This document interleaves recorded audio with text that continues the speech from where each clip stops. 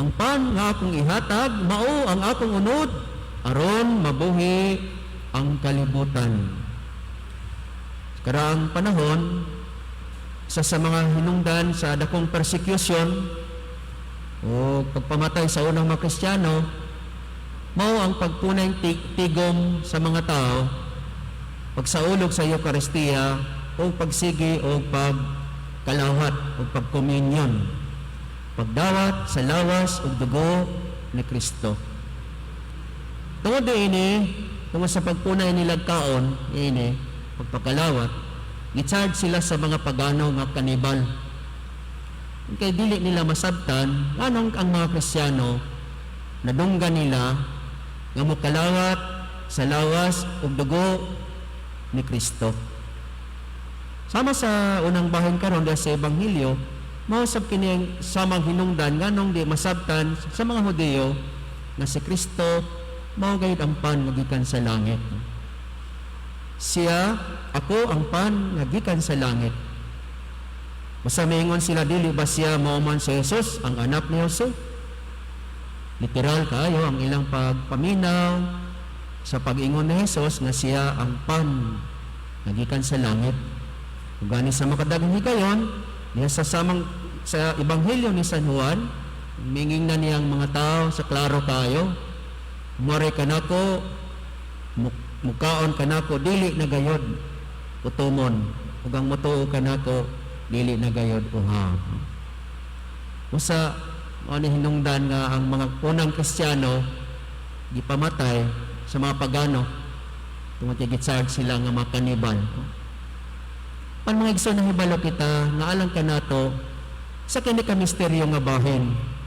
Diyan ang Ginoo buot makighiusa sa mga Kristiyano kanatong mga tao sa misteryoso nga pamaagi pinaagi sa santos nga Eucharistia.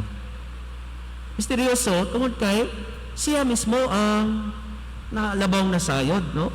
Nga ang Hostiyas nga atong gikaon, ikalawat, mamahimong lawas og dugo sa atong Ginoo. Sa kini paghitabo mo nang gitawag nato misteryoso, no? Nga bahin. Mao nang alang kanato bituon ini, buot kita nga mabuhi niining maong pagkaon.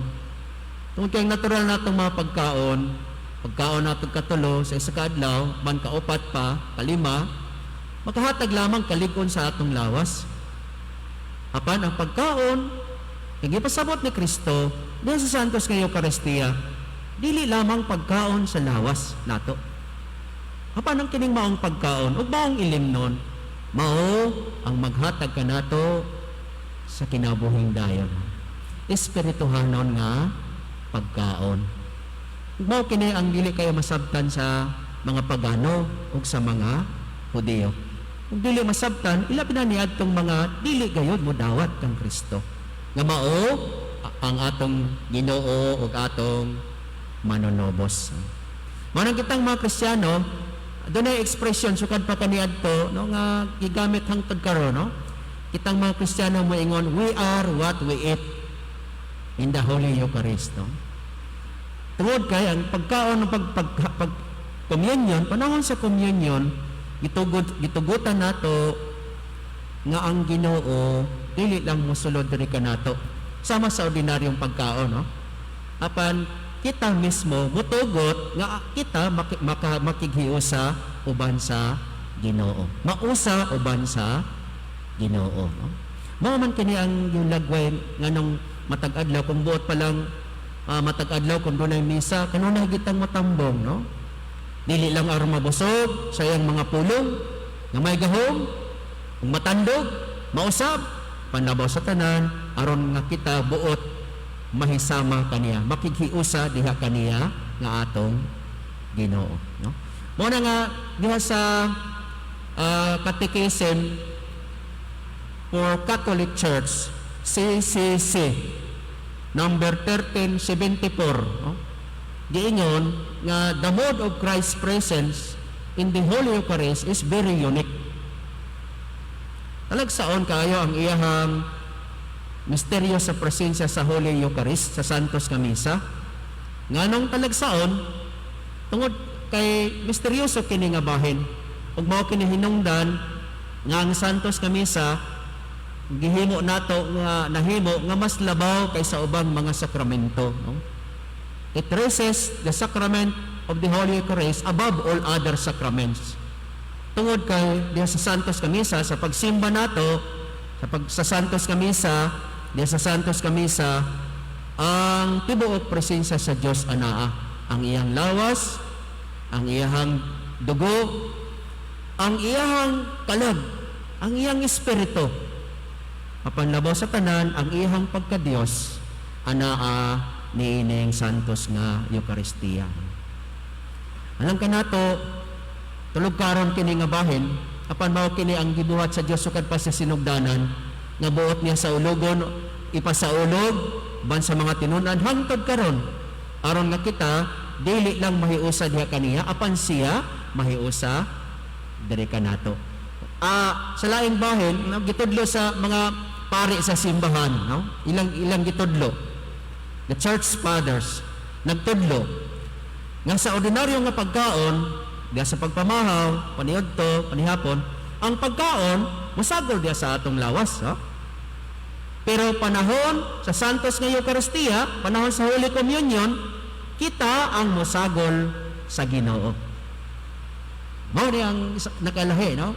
Kaon ta sa kalanon nga pagkaon, mabusog ang atong lawas, malig-on ang atong lawas. Pero panahon sa Holy Communion, ya sa santos nga Eucharistia, kita ang musagol uban sa Ginoo. Kita gitugutan sa Ginoo nga mahiusa diha kaniya.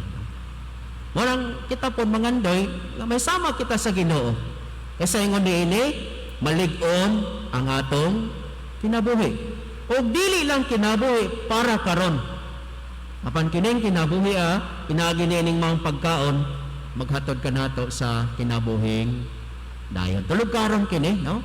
Apanalang ka nato mga Kristiyano, labi na ka nato mga Katoliko, nga nagtuo gayud kang Kristo nga mao nga atong Ginoo ug manunubos, walay laing pamaagi aron nga kita madala niya dito sa langit ang kanunay nato nga pagsimba aron nga kita mahiusa diha kaniya. Gawas kang Kristo, walay tinuod nga kahiusahan sa kinabuhi nga Dios nun. Dili diha lamang kaniya. Mga igsoon, sama sa ordinaryo nga higayon, din ang tao gutomon kundi mo kaon o kapuyon, sama sa unang pagbasa sa unang basahon sa mga hari, sa propeta Samuel, nag-uol o nangluod sa Ginoo tungod kay frustrated sa sayang misyon, daghan kayong misupak sa iyang misyon, labi na kung maghisgot o kaangayan, daghan kayod ang dili gusto magpabilin sa yutan-on nga pagkinabuhi. Disbayado siya, wala siya mukaon, nagpasilong sa ilawom sa kahoy.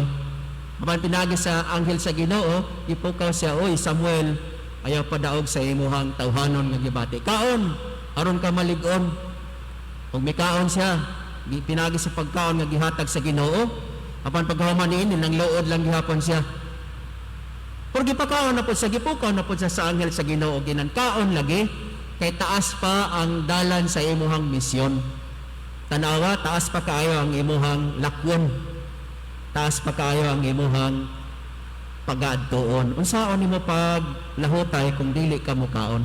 Kung dito na sa niya, humaniya sa pagkaon, yan pagkaon nga gikan sa Dios, hinatag sa Dios, ug ang Dios mismo mao'y nag-uban kaniya, ug naghatag kaniya sa misyon, naligon pag-usab si propeta Samuel. No? Sa unsa nga pamaagi, dili nato man sayra, no? Kibisan gani diya sa santos nga Eucharistia, ordinaryo nga hostias, ordinaryo nga bino, apan nganong mahimo kalanon sa kinabuhi. No? Ano yung gitawag og the mystery of the Eucharistic mystery. No? Mao ang kanunay natong gidawat. Mga igsoon, ang atong kalag sama sa ordinaryo nga sitwasyon, maluya po ang atong lawas kundi makakaon, mao po ang atong kalag, no? Ug nindot kayo ang pagtulon-an ini nga gihatag ni gitudlo ni Mother Teresa, usa ka deboto sa santos nga Eucharistia ug tinuod nga Kristiyano, si Mother Teresa of Calcutta. Yanggaan siya nga buhi nga santa, the living saint, tungod sa iyang dakong debosyon sa santos nga Eucharistia. Giingnan niya ang mga kaparian. Ang mga kaparian mo iyang gihatagag lecture bahin sa program of recovery. Labi na niya itong mga pari nga nagluya. Nagluya ang buot. Ang mga pari itong dili tungod kay way gikaon, no? Pero doon ay mga pari nga luyahon. Luya ang ilahang kalag. O giingnan niya ang mga kaparian nga nagluya. Ingon siya, isa sa gikinahanglan sa kinabuhi, mao gayud ang paghatag og panahon sa kahilom o pagpamalandong. No? Unya, nining maong kahilom, jutay nga kahilom o pamalandong, iyang gipasabot nga magbunga kini og pag-ampo. Sa maayo nga pag-ampo. O diha sa maayo nga pag-ampo, kung buhaton kini, na kinasing-kasing, magbunga kini sa pagtuo. Prayer would lead to faith, no? Unya, diha sa pagtuo, magbunga kini usab og paghigugma. Ug ang paghigugma, magbunga kini og pagpangalagad. Unya, ang pagpangalagad, magbunga kini og kalipay o kalinaw sa kinabuhi. Gikan sa pag-ampo, paghatag og panahon, sa pagpamalandong, sa kahilom, mo na itong ginahimo kung panahon nga magsimba kita, maghilom, no? Maminaw sa mensahe o magpasuhok sulod sa atong kasing-kasing, mo result na kini og maayo nga pag-ampo. The best prayer that we can celebrate is the celebration of the Holy Eucharist. No? Ang Santos nga Misa, kung dili lamang ang pulong mo'y makapatandog ka nato ug ang sermon na magpahinumdom ka nato sa ngayong buhaton, panlabaw sa tanan sa misteryoso nga pamaagi diha sa pagkalawat, the Holy Communion. Diin ang tao mahiusa physical o spiritual diha sa Ginoo. O sumahon ni siya, human nato gawas, inig human sa simba, makaingon kita nga tinuod ako nga nag-ampo. O gunya diya sa pag-ampo, gipadayag nimo ang buhi nga pagtuo. E nga naman buhi, kikining pagtuo, inigawas nato sa simbahan, dili man kay di pagpabilin kini diri sa ato, no? Sa sulod. Apan inigawas nato sa simbahan, ato man kining gibuhat sa paghigugma. Ang pagtuo, mater pa ni Mother Teresa, natural nga mubunga sa buhat sa paghigugma. Doon na ba buhat sa paghigugma nga dili maayo, no? So buhat sa paghigugma, inigawas nato sa simbahan, makapalipay nimo ug sa imong isikataw. Mao kini ang iyang gitawag og buhat sa pag-alagad nga mosangko ngadto sa kalipay o kalinaw. Sa kung naang kalinaw, ya sa pagpuyo, natural nga naapod ang paglambo.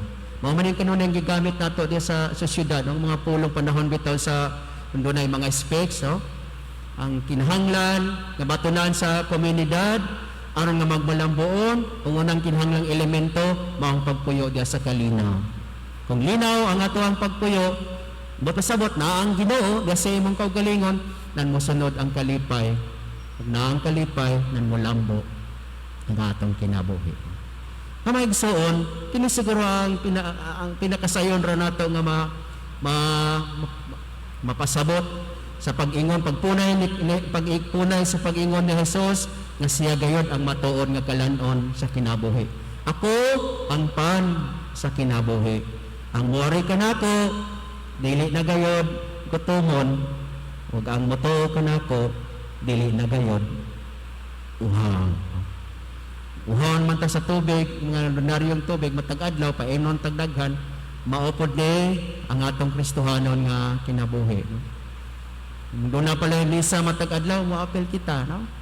Uguban pang mga espirituhanon nga mga kalihukan, bahin sa Ginoo, kung kay alang ka nato, kini ang makapalig-on sa atong kinabuhi, sa kinatibukan. Samtang padayon kitang mukaon sa mga yutanon, na pagkaon, sa Eucharistia, dili lang yutanon nga pagkaon, apan espirituhanon ug Diosnon nga pagkaon. ang atong makuha. Si Kristo mismo ang magpakaon kanato. Maigsoon karong adlaw, ta mabusog kita kining pagkaon na maghatag kanato ug sa kinabuhi nga Dios nun. Kinabuhing dayon. Hinaot paunta. Mamanindog ang tanan karon ug atong ipadayag ang atong pagtuo.